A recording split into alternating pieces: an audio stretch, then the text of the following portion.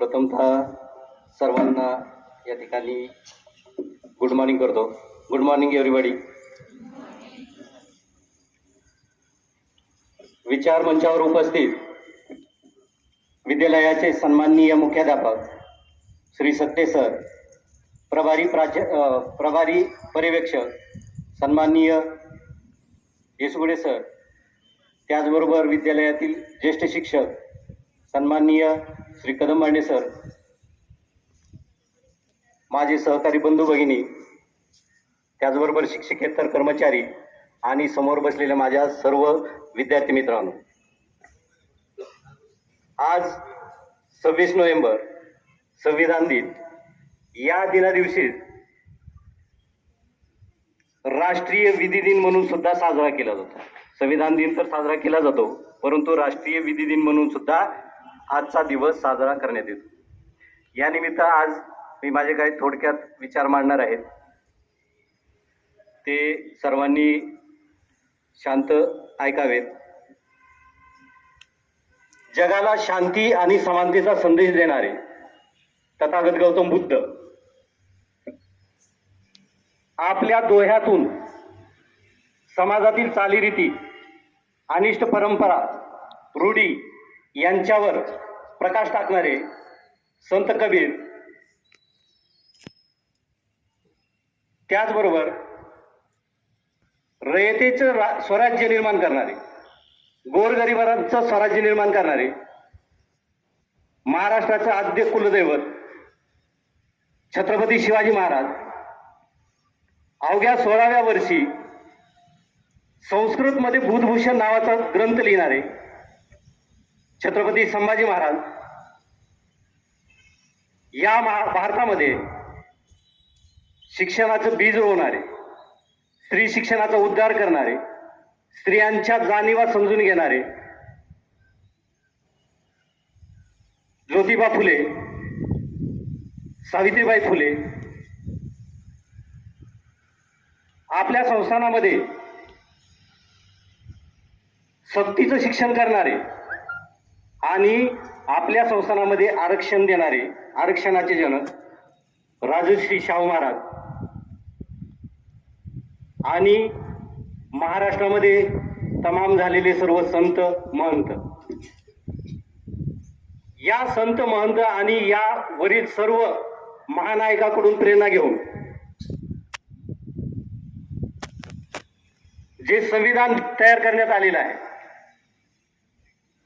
असे संविधानकार, घटनाकार डॉक्टर बाबासाहेब आंबेडकर यांना प्रथमतः मी या ठिकाणी वंदन करतो. इतिहासामध्ये 26 नोव्हेंबर 1949 रोजी मसुदा समितीनं तयार केलेला मसुदा स्वीकार करण्यात आलेला आहे आणि हा मसुदा स्वीकार करून 1949 रोजी अर्थातच भारतानं ब्रिटिश स्वराज्य संपुष्टात आणून आपलं स्वतःचं स्वतंत्र असं राज्य निर्माण केलं आणि त्या राज्याला अनुसरून राज्यघटना तयार करण्यात आली, मसुदा तयार करण्यात आला आणि त्या मसुद्याच्या अंतर्गत आज आपण 75व्या वर्षेपर्यंत त्या घटनेला अनुसरून मार्गक्रमण करत आहोत, भारत देशाचा विकास करत आहोत. अशा या संविधानाची निर्मिती 2 वर्ष 11 महिने 18 दिवस एवढ्या कालावधीमध्ये चाललेली. पण संविधानाची निर्मिती करत असताना भारताचं जे काय अधिनियम आहे 1935चा, त्या 1935च्या अधिनियमानुसार भारतामध्ये राज्यघटना असावी आणि राज्यघटना निर्माण करावी, हे सगळी मूलतत्व त्या 1935च्या अधिनियमामधून निर्माण होतात, तिथून घेतलेले आहे. आणि त्याच्यानंतर मग राज्यघटनेची निर्मिती करण्यात आली. संविधान सभा निर्माण झालेली आहे. संविधान सभा निर्माण करू साधारणतः 299 सदस्य या संविधान सभेमध्ये होते.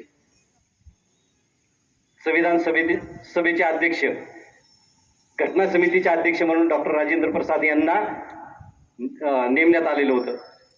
घटना समितीच्या मसुदा समितीचे अध्यक्ष म्हणून डॉक्टर बाबासाहेब आंबेडकर यांना नेमण्यात आलेलं होतं. मसुदा समितीमध्ये असणारे 7 सदस्य, त्या 7 सदस्यापैकी 4 सदस्यांनी सोडून दिलेलं कामकाज पाहत नव्हते. राहिले 3 सदस्य. त्याच 3 सदस्यामधला एक सदस्य कायम आजारी असायचा, तो कधीतरी हजेरी लावायचा, आणि एक सदस्य हा मृत्यू पावलेला होता. या राज्यघटना बनवण्याची सर्व जबाबदारी ही डॉक्टर बाबासाहेब आंबेडकरांवर आलेली होती. एवढं सगळी तयारी करून किंवा पूर्ण भारत देशाचा अभ्यास करून नव्हे तर एकूण 60 देशांचा अभ्यास करून भारताची राज्यघटना तयार करण्यात आलेली आहे. अशा या देशांमध्ये आयर्लंड असेल, ब्रिटन असेल, अमेरिका असेल, दक्षिण आफ्रिका असेल, जपान असेल, जर्मनी असेल, ऑस्ट्रेलिया असेल, इत्यादी देशाकडून आपल्या भारतासाठी, भारतीय लोकांसाठी, भारतीय लोकांचं जीवनमान उंचावण्यासाठी, त्याचबरोबर भारतीय लोकांचा विकास करण्यासाठी जे महत्वाचे मुद्दे आहेत, जे महत्वाचे कलम आहेत, त्या कलमांचा वापर, त्या देशातील कलमांचा वापर आपल्या राज्यघटनेमध्ये करण्यात आलेला आहे. आणि ज्याद्वारे आज आपण या ठिकाणी शांततेनं, निवांत, सर्व हक्क घेऊन, सर्व अधिकार घेऊन जे जीवन जगतोय ते सर्वस्वी या आपल्या राज्यघटनेवर आधारित, त्याला अनुसरून आहे. 1949 ला मसुदा समितीनं काय केलेलं आहे, हा मसुदा स्वीकारलेला आहे. आणि या मसुद्याच्या आधारे 49 ला आपले जे भारताचे पहिले राष्ट्रपती आहेत डॉक्टर राजेंद्र प्रसाद यांची निवड आपण तयार केलेल्या मसुद्याच्या आधारेच करण्यात आलेली आहे. आता जी उद्देशिका वाचलेली आहे, मॅडमने उद्देशिका आपल्याला वाचून दाखवलेली आहे किंवा आपण ती सर्वांनी वाचलेली आहे. या उद्देशिकेमध्ये असलेले सर्व मुद्दे, सर्व घटक जर आपण प्रामाणिकपणे अभ्यासले तर मला वाटत नाही आपल्या जीवनाचं कल्याण होणार नाही. आपल्या जीवनाचं कल्याण हे पूर्णतः या संविधानामध्ये असणाऱ्या घटकावर आधारित आहे. त्यामधला प्रत्येक शब्द बघा, आपल्या देशाच्या संदर्भात आहे, आपल्या संदर्भात आहे, आपल्या विकासाच्या संदर्भात आहे, आपल्या शिक्षणाच्या संदर्भात आहे, रोजगाराच्या संदर्भात आहे, स्वातंत्र्याच्या संदर्भात आहे, काय बोलायचं काय नाही बोलायचं याच्या संदर्भात आहे, कुठे बसायचंय कुठे राहायचंय, या सगळ्या संदर्भात आपल्याला त्या उद्देशिकेमध्ये नमूद केलेले मुद्दे आहेत. म्हणून आपण प्रत्येकानं, मला वाटत नाही प्रत्येकानं सगळं संविधान असं वाचलेलं असेल. 395 कलम आहेत संविधानामध्ये, राज्यघटनेमध्ये. त्या 395 कलमाच्या आधारे आपला देश चालतो. 395 कलम हे प्रत्येक भारतीयाचे कलम आहेत. म्हणून मला तर असं वाटतं की राज्यघटना किंवा हे आपलं संविधान आपला श्वास आहे, हे जर नसेल तर आपण श्वासच घेऊ शकत नाही. बघा, स्वातंत्र्याचं कलम काढून बघा, तुम्ही पारतंत्र्यात जाणार, तुम्ही कोणाची तरी गुलाम होणार. न्यायाचं कलम काढून टाका, तुमच्यावर कोणीतरी अन्याय करणार, तुम्हाला त्याचा न्याय मागता येणार नाही. बंधुतेचा कलम काढून टाका, तुम्हाला कोणीही सहकार्य करणार नाही, जवळ करणार नाही. अभिव्यक्ती स्वातंत्र्याचं बघा कलम, तुम्हाला स्वतःचा विकास करण्याचं, स्वतः प्रेझेंट होण्याचं किंवा स्वतःचं सादरीकरण करण्याचं सुद्धा तुम्हाला हे असणार नाही. म्हणून या उद्देशिकेमध्ये असणारा प्रत्येक घटक, त्यामध्ये असेल समाजवादी, धर्मनिरपेक्ष, सार्वभौम, लोकशाही, गणराज्य, असे जे मुद्दे आहेत, या ज्या संकल्पना आहेत, या प्रत्येक संकल्पनेचा अर्थ आपण समजून घेतला पाहिजे. जर प्रत्येकानं या सर्व घटकांचा अभ्यास केला, समजून घेतलं, तर भारत देश हा एकदम शांततेनं, संपन्नतेनं, विकासाच्या दिशेनं एकदम स्पीडमध्ये जाईल. त्याचबरोबर आपल्या आजूबाजू असणाऱ्या सर्व बंधुभाव, त्याचबरोबर जे काय आहेत लोक, यांच्या संदर्भात आपल्या मनामध्ये सहानुभूती निर्माण होणार. एवढ्या पुरतं मर्यादित नाही. आपल्याला मिळालेलं स्वातंत्र्य आहे, आपल्याला मिळालेली बंधुता आहे, अभिव्यक्ती आहे, याच्याबरोबर आपल्या देशाच्या संदर्भात सुद्धा आपण विचार करायचा आहे. आपल्या देशाची एकता आणि अखंडता आपण जपायची. आपल्या देशामध्ये कितीतरी धर्म आहे, कितीतरी पंथ आहे, कितीतरी जाती आहेत, परंतु आपण सगळे एकत्र राहतोय.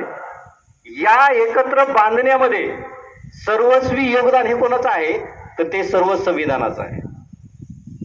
नाहीतर आज अराजकता माजली असती. आपण सगळे गुण्यागोविंदाने एकत्र का आणतोय, तर याचं कारण आहे आपल्याला घालून दिलेले हे सगळे नियम, आणि त्याचं आपण प्रामाणिकपणे पालन करतो. जो पालन करत नाही त्याला शिक्षा होते. न्यायालयाचं काम आहे शिक्षा करण्याचं. न्यायालय हे संविधानाला अंतर्भूत धरून किंवा संविधानातील कलमाचा अर्थ लावून न्याय देण्याचं काम करतं. मग ते तळागाळातील माणसाचा असो, श्रीमंताचा असो, गरिबाचा असो, वर्ण कोणताही असो, कोणत्याही जातीचा असो, पंथाचा असो, या सर्वांना समान न्याय देण्याचं काम या न्यायालयाच्या भूमिकेनं होतं किंवा न्यायालयामार्फत होतं. आणि न्यायालय संविधानातील कलमाचा अर्थ लावून न्याय देण्याचं काम. अशा या संविधानामध्ये जेवढे मुद्दे आहेत त्या मुद्द्याचा आपण अभ्यास करणं गरजेचं आहे. आज ताग आहेत 75 वर्ष झाले. आज आपण या ठिकाणी साधारणतः 75 किंवा त्याच्या दरम्यानचा संविधान दिन साजरा करतात. हा संविधान दिन 2015 पासून साजरा करण्यास सुरुवात झालेली आहे, परंतु शासनाचं परिपत्रक 2008 साली आलेलं आहे की 26 नोव्हेंबर हा दिन संविधान दिन म्हणून साजरा करण्यात यावा. परंतु त्याची अंमलबजावणी ही ॲक्च्युअलमध्ये 2015 पासून सुरू झालेली आहे. हे कोणाच्या समर्थनात, डॉक्टर बाबासाहेब आंबेडकर यांना आपण सतत स्मरण केलं पाहिजे. त्यांनी केलेल्या कार्याचं, त्यांनी दिलेल्या योगदानाचं स्मरण केलं पाहिजे. म्हणून 26 नोव्हेंबर हा दिन या ठिकाणी भारतामध्ये सर्वत्र साजरा केला जातो. आता पुढचा प्रश्न असा आहे की थोडक्यात काही महत्वाच्या बाबी मी या ठिकाणी मांडणार आहे. की बरेच लोक म्हणतात की काय संविधान काय आहे, त्यानं कुठं आपल्याला काय दिलंय, किंवा हे विचित्रपणे चाललेलं आहे सगळं शासन व्यवस्था, कोणावर अन्याय होतोय, माणसांवर अन्याय होतोय, त्याचबरोबर संविधानाचे कलम व्यवस्थित जपले जात नाहीत, त्या नियमाला अनुसरून लोक वागत नाहीत. असतील बरेचसे लोक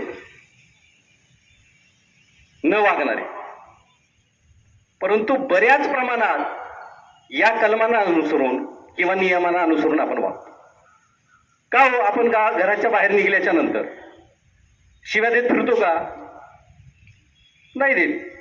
नियम आहे तो, समाजामध्ये वागायचा नियम आहे, कसं वर्तन पाहिजे आपलं त्याचा नियम आहे.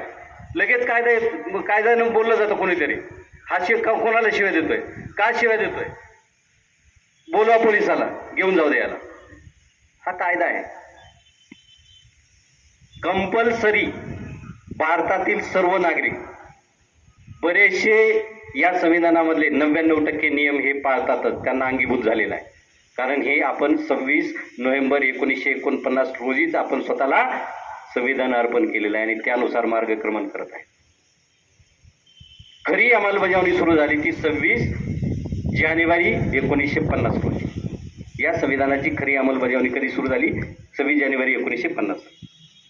आता संविधानानं आपल्याला काय दिले, थोडक्यात काही मुद्दे आहेत ते सांगतो. तसं संविधानानं आपल्याला काय दिलंय हे 100% आपलं आयुष्यच दिलेलं आहे, आपलं जीवनच दिलेलं आहे त्यांनी. जन्मापासून मृत्यूपर्यंतचा सर्व कालखंड हा संविधानानं बांधलेला आहे तुमचा. जन्माला ग्रामपंचायतमध्ये नोंद, मृत्यू झाला ग्रामपंचायतमध्ये नोंद, आणि मधल्या कालावधीमध्ये तर सगळे हक्क, सगळ्या जबाबदाऱ्या, सगळे कर्तव्य हे सगळं दिलेलं आहे. त्यामुळं मी सुरुवातीलाच म्हटलं की संविधान म्हणजे माणसाचा प्राण आहे, माणसाचा श्वास आहे. माणसाचा श्वास सुरू केला, घेतला, संविधानाचे नियम सुरू झाले तुम्हाला. माणसाचा मृत्यू झाला, श्वास संपला, संविधानाचे नियम संपले, तुम्ही बंद झाले तुमच्यावरचे अधिकार, कारण तुम्ही इथे नाही.